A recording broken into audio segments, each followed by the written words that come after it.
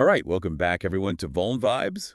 Ready for another deep dive? Always ready to dive in. Today, we're wading into some, well, let's say murky waters. Sounds intriguing already. What's on the menu for today's deep dive?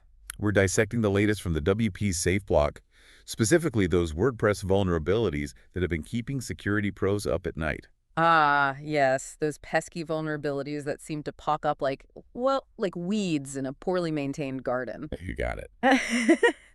And today's focus, two popular plugins, ones you probably used or at least heard of, WP All Import Pro and WP All Export Pro. Oh, those are popular ones for sure. Useful, but as we'll see, not without their potential pitfalls. Exactly. Okay, so security pros, I know you're all familiar with the fact that plugins can be a weak link in the security chain. Right, right. We've all been there. But are you ready to see the specific ways these two popular tools can be exploited? Hit me with it. I'm ready to go deep. Well, before we get into the nitty-gritty of the vulnerabilities themselves, let's set the stage. Can you give us a quick overview of what these plugins actually do? Absolutely. So WP All Import Pro. As the name suggests, it's all about importing data into WordPress sites. You know, things like posts, pages, even custom fields. Right, makes sense. Pretty essential for anyone dealing with large amounts of data. Exactly. And then you have WP All Export Pro, its counterpart. This one handles, you guessed it, exporting data from your WordPress site. So a powerful duo for managing site content. But here's where things take a turn for the not so good. Yeah, unfortunately, popularity often comes with unwanted attention, especially in the world of cybersecurity. Truth. Let's start with WP All Import Pro. What's the lowdown on the vulnerability that has everyone buzzing? So this one affects versions up to and including 4.9.7, the culprit, PHP object injection. PHP object injection. It sounds a little technical for some of us.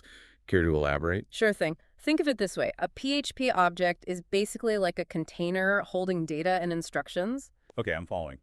Now, PHP object injection happens when an attacker can manipulate these objects, inject malicious code into them. Sneaky. Very.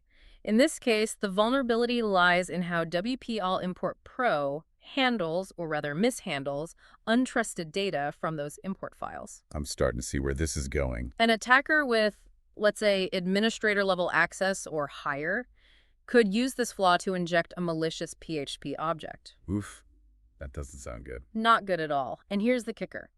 Even if WP All Import Pro itself doesn't have a direct exploit, this vulnerability opens the door for bigger problems. You mean like a chain reaction? Precisely. Imagine there's another vulnerability present, like a plugin with the so-called POP chain. POP chain, right? Yeah. For those who need a refresher, it's basically a series of linked vulnerabilities that an attacker can exploit to gain deeper access. Exactly. And with that injected object in place, an attacker could potentially trigger that POP chain, gaining control they shouldn't have. So we're talking about potential data breaches, file manipulation, maybe even remote code execution. All of the above. It's a pretty serious scenario.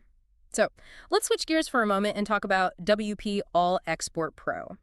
This one had a vulnerability that could allow, get this, remote code execution. Whoa, hold on. Remote code execution. That sounds even more dangerous. It definitely is. And this one affects versions up to and including 1.9.1. Now, here's the really scary part. An attacker wouldn't even need to be logged in to exploit it. Wait, so anyone, even without a user account, could potentially take over an entire website running a vulnerable version of WP All Export Pro. You got it. That's why this one was such a big deal. It's like leaving your front door wide open with a big neon sign saying, "Come on in." Definitely not the kind of invitation you want to be sending out. Nope. And you know what? This vulnerability all boils down to missing input validation and sanitization in custom export fields. So if an attacker could slip some malicious code into one of those fields, Boom. It gets executed on the server, potentially giving them full control. that's a nightmare scenario for any website owner. You said it. And it highlights just how crucial input validation and sanitization are. Okay, so we've got two different plugins, two different vulnerabilities, but it seems like there's a common thread here. Insecure handling of user input. Couldn't have said it better myself. These vulnerabilities are like textbook examples of what can go wrong when developers don't treat all user-supplied data as potentially malicious. So what's the takeaway for our listeners? What can they do to protect themselves from these kinds of threats? First and foremost, keep those plugins updated. In both of these cases, patches were released to fix the vulnerabilities. Makes sense. Patching is cybersecurity 101. Absolutely, but it's not just about patching. It's about understanding the vulnerabilities themselves, knowing how they work. So we're talking about things like PHP, object injection, cross-site scripting, all those nasty web application vulnerabilities. Exactly. The more you understand about these threats, the better you can identify potential risks in your own environment. And remember, folks, security isn't a one-time fix. It's an ongoing process. Couldn't agree more. Stay vigilant, keep learning, and always, always assume the worst when it comes to user input. That's your best defense. Excellent advice. And on that note, I want to remind everyone to check out the show notes for links to the specific vulnerabilities and patches we discussed today. Stay safe out there in the Wild West of the Internet, and we'll catch you on the next Vuln Vibes Deep Dive. Until next time. See ya!